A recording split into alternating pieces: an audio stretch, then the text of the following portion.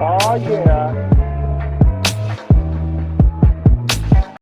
From time to time, my buddy Tyler messages me and says, hey, I got a weird computer for you to check out. And he typically brings it up to me and is not wrong. This is one of them. And you see HP right here. And you might say, well, that can't be very cool. It's really weird and kind of cool. And it actually has some voodoo DNA in it, which, if you know, custom boutique computers from the mid-2000s, and I know a lot of you do because I get emails about my past videos on those computers. Well, this actually has some of that voodoo DNA baked in. It's after HP scooped up voodoo, and you can still see, you know, down the line with their Omen series of computers and laptops and stuff. That comes from this and the purchase of Voodoo Computers, which was a boutique custom computer manufacturer, but they actually like made custom loop computers on order, and then HP, you know, did this, and it was never really the same. But that doesn't mean that this thing isn't crazy weird, crazy cool, and actually falls in line with our dual GPU month theme, because yes, this thing has SLI in it. I know. Weird, eh? 9800s. So before we get into this, I just want to thank our sponsor, DeepCool, because this is a cool computer, and DeepCool's they're cool.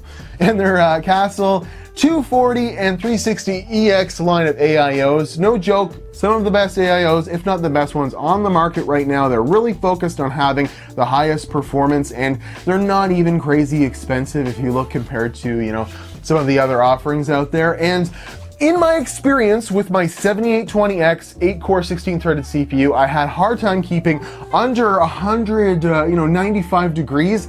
This cooler actually, the 360 cools my PC at under, around 80, 82 degrees, where other coolers were up in the 90s and 100s. So I know the performance on this thing is good because I've done a whole series of tests on it. And yeah, it's got an anti-leak radiator with a special bladder in it that it relieves pressure as the temperature changes. It's got a really nice high flow pump. It's got RGB on the pump and some pretty damn good silent fans. They're pretty awesome. So check out links in the description. Thanks for DeepCool for sponsoring the video. And if you need high performance cooling, seriously, check them out. So on to this thing. So this is a Firebird. And I'm not talking Trans Am. No, I'm not talking Fire Chicken. I'm talking computer. And this all comes from a much larger computer I have looked at on the channel before, the HP Blackbird, which was like a 72 pound, if I remember, like I literally weighed it, quad SLI Extreme Edition computer that looked vaguely like this, but twice or three times as big. And it actually sucked so much power from the wall that its own power supply could no longer run all four of the GPUs at once. It had two 590s in it and like a Extreme Edition Core 2 quad in it. It was a pretty crazy system.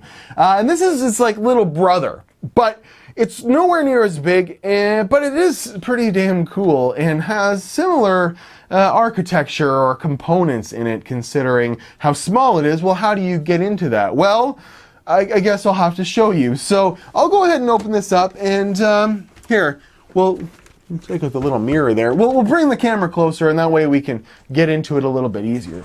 All right, here she is with her little chassis all opened up, and we have this cool mirrored effect here. And obviously a lot going on in the cooling department. We have this Voodoo DNA, and I guess it's a small computer, but considering like an ITX system with a smaller form factor graphics card these days, you get some pretty powerful computers in like a box this big. This thing seems pretty big by comparison, but when you consider like that's the motherboard, CPU, RAM, it's all in this little place. There's a lot of extra stuff they could have eliminated. These fins, this whole gotta sit up on a thing design, but it was modeled after its Blackbird brother, so I get where they were going with it, and that Voodoo DNA is right there. So we'll start off here. They have a nice CD-ROM power switch and reset switch here. Up at the top there's a little glider for an SD card reader, which is pretty nice. There's no USB on the front of it, which is kind of an oversight, I think.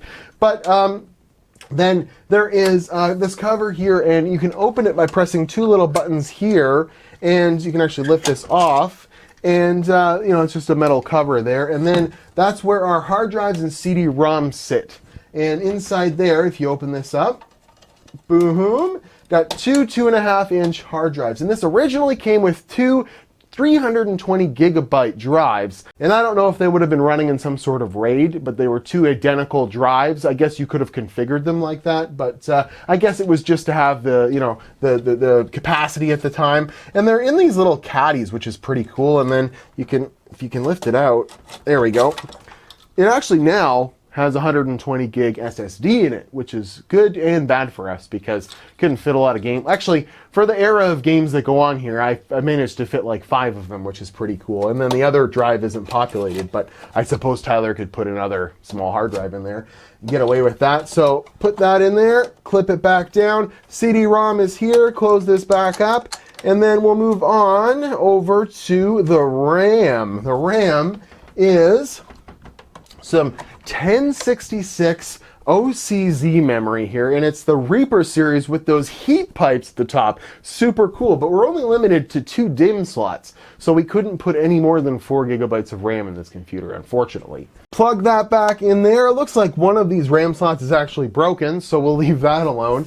And then we have a water cooling system from what appears to be Asetek that's pretty damn interesting because it covers the CPU, which is a Core 2 Quad 9400, which is a, you know, quad-core processor, you know, pretty fast for the time for a computer like this with no hyper-threading or anything like that. And I think it's turbos to like, you know, maybe 2.9 something gigahertz maximum. It's not a high frequency CPU, and it's not an extreme edition like maybe I thought, but I guess that makes sense because small form factor laptop components here. I mean, they did put extreme edition processors in some laptops, but you could only software overclock them. You could have done something here considering, you know, like I guess it's a full size, it's not a notebook. Like I see a slot in there. There's definitely a real processor you could upgrade in there, although it pretty much has the best CPU you could really put in there, except for like a handful of a little bit higher clocked one. Anyways, so then we have the chipset and the 2 graphics cards, and they're all cooled by what appears to be an Asetek system. Definitely with the way that's mounted, I'm believing that's Asetek, and it has an Omen logo on top of it, which is pretty damn cool. And the chipsets were notoriously hot in these systems. You always saw fans on them, and it's actually an N-Force like 710 or something like that, or 610 chipset. So an NVIDIA chipset, and they were known to be super hot. So it's cool that they included the cooling in the loop there. And then we see 2 MXM 9800S NVIDIA graphics cards in this thing. And you're like, what? And you're like, no, those are laptop style graphics cards. And, you know, when you think about how those would have been cooled by a couple of heat pipes at best in a laptop and all sandwiched in there, having them water cooled is pretty damn cool. It's actually pretty damn innovative. And having this all in a loop, and it's, here, we'll turn it on. It's not that loud. Well, it is at boot up. But I've had a game running on it, and it didn't sound, there we go. She gets a little bit quieter and she's fine. She starts turning on. So up here we have 2 92 millimeter fans. They're pretty thick ones, and they're blowing into a rad that's scooped at the top here. And you'll notice there's like lighting and stuff going on in here. This is pretty like advanced for the time. Like there weren't a lot of see-through or, you know, mirror finished you know, computer you know, cases back then. So this is looking pretty decent. There's a PCMCIA slot there, which is like a micro one, which is weird, you know, a wireless card. And then you'll notice that the power supply is not in the computer. It's sitting right here. It's a large power brick, about the equivalent size of the one that's in the Xbox 360, or outside of the Xbox 360, I should say. So I'm going to go ahead and fire this all back together, and then we'll pull a game on it. Why don't we play a couple games on it and see how these SLI graphics cards really fare out in, you know, well, some of the titles of the day, because they're locked to DirectX 10, and that's pretty much as far as you can go. I'll see if I can't load up one modern title on it, maybe CSGO or something, and just see how these SLI graphics cards really fare out now that the computer's all booted up. Alright, so I was a little bit off on this. I didn't look at the system specs. I was reading them off a website, and this has a Q9550 in it, which has a little bit higher clock speed, I guess. It must be a later model or something, or maybe it was upgraded, who knows. But it's running at 2.833 or 2.84 gigahertz right now, and the hottest core is at 58 degrees, which is real nice and cold for a desktop processor. And if there was any noise, it would be coming from the top of the system. I can't hear it at all. This is pretty amazing. So a little bit better specs than I thought. Maybe the RAM, maybe someone was just that meticulous about the system that they went and bought just faster memory and faster. I don't think that the memory could run. Here, we'll look at CPU-Z and see what the memory's running at. Because I looked in the BIOS, there were no options whatsoever for changing memory speed or anything like that. Gets 230 in Cinebench. I mean, I was running a couple programs there, but yeah, it's running at 800 megahertz there in dual channel. So the faster memory is not doing anything for this thing. I don't know why it's got that in there. So yeah, 229 in Cinebench. That is something to behold. All right, we got Unigine Heaven running here, and we can see we have GPU utilization in the 70 to 90% range on both GPUs. So SLI appears to be working, which is really nice. And 600 megahertz seems to be the floor on the on the 9800S here. Can we overclock the graphics cards? Let's see, will it let us?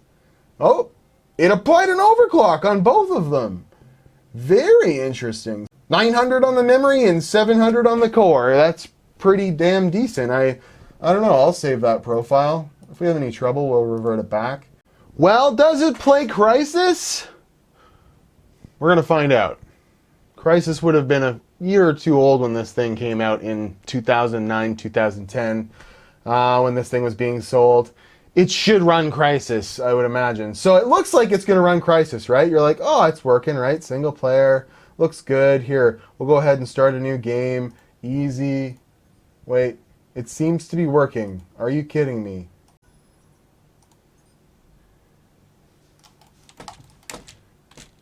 No! It was working!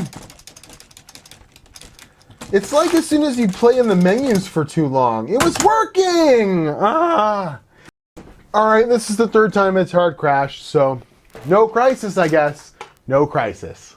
So much like every other time I try and play with SLI or Crossfire, we're having a hell of a time getting it working. So we see at 720p, we can get 34 to 40 frames a second in Tomb Raider Remake. I was hoping that this would go smoother than this. I mean, she's still stuttering pretty sexy like there, but... Ooh, wowee, we got an average of 36 frames a second there on that benchmark run. Can we get SLI to work on anything? This is why multi-GPU, even like for the time, this is stuff that multi-GPU should be working on just fine. What about BioShock Infinite?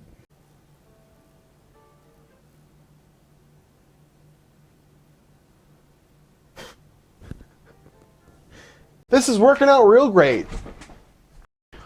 Alright, I think maybe, I have a game working with SLI. 30% on each GPU there. I love how it's like, hey, you're dumb. Don't increase these graphics settings, you're gonna be a Hank Hill. I like propane. Don't disable buffered and triple buffered. There we go. We have SLA working, and it's working at 90 some efficiency on both GPUs. And we're getting 154 frames a second in Portal 2. So this is an example of this thing actually working well. Oh, thank you, Valve, and your good games. This is fun. Okay, I don't know where I'm at. This is the last save I had loaded. Shut up, Watley, or whatever your name is. Wheatley. Alright, so this is an example of this computer working exceedingly well. 140 frames a second, 1080p. Pretty damn good. I don't know how to get past this level, I forget. What if we gave it something else to scan? Alrighty, so, I mean, Portal's working wonderfully. That gives me hope that maybe Counter-Strike will work good. I don't know why Tomb Raider wasn't SLIing. I always thought that game was SLI compatible, but maybe I'm wrong. I'm gonna go ahead and say I don't think it's working with SLI. Ooh, this is not looking good. Okay, SLI is definitely not working, unfortunately, and with the settings it loaded up by default at 1080p, we're getting 19 frames a second here. This is not looking good at all. Oh my god, I'm just gonna go ahead and see if I can get a kill, and then I'm gonna call this I'm just gonna call it a day. I killed a bot! I guess that's not, oh god! I think I killed another bot! Oh, we're at a black screen. Oh, this thing sucks. All right. For like the 100th time there, we're going to go ahead and reset the Firebird back to freaking Windows. Shut this thing. So, is this a cool gaming PC from 2009? Sure it is. Is it a viable gaming platform at all?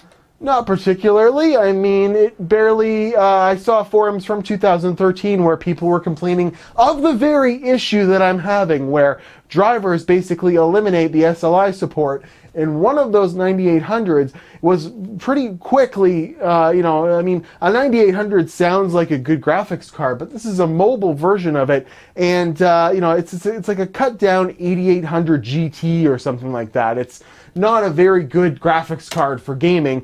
The whole idea was the SLI would make it work better, in this small form factor. But wouldn't you have rather just had a little bit bigger of a computer with a proper graphics card you could switch out and use normal drivers with at the time?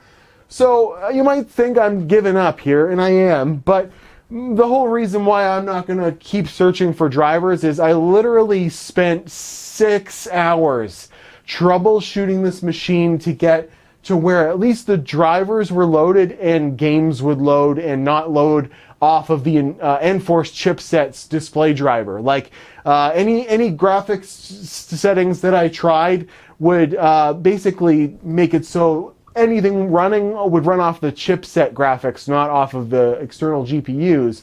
And when I'm Googling it, there are tons of people having this issues with drivers with this thing.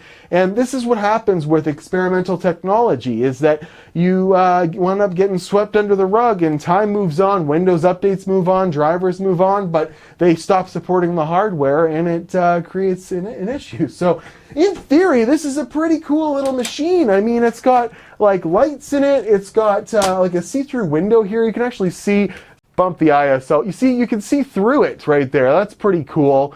So there's a see-through window here with like a mirrored finish on the inside. That's pretty cool. But when it's all said and done, the Firebird is a failed experiment, I think. And I think a lot of owners were pretty sore that they spent over $2,000 on one of these things new, expecting a high-end gaming machine, when if they had just bought, an off-the-shelf computer that was just a tad bigger than this, like a normal computer, gaming computer at the time, wouldn't have been much bigger than this.